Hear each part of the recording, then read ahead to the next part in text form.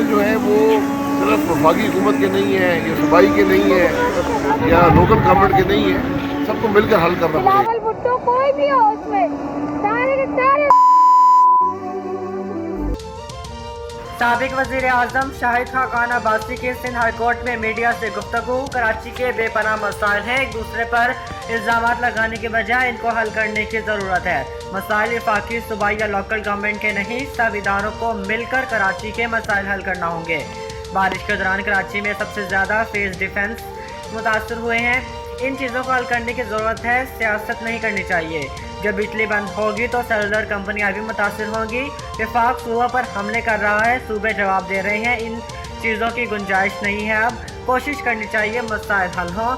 जुमेरात को बारिश के दौरान इंतजामिया सड़कों पर थी, खासतौर पर पुलिस अपनी ड्यूटी पर मौजूद थी। शहरी और नौजवान सड़कों और गलियों में मौजूद रास्ते बता रहे थे। कराची के नौजवानों में जज्बा मौजूद है, वो इस दिन बता रहे थे कि उन्हें ना जाए पानी है। कराची गैर मामूली बारिश हुई है। अब ऐसी बारिशों में दुबई, ओमान और जिद्दा डूब गए थे। मरियम नवाज पार्टी की नायब सदर हैं, वो सियासत में अपना रोल अदा करती रहेंगी। शाहिद खान अब्बासी।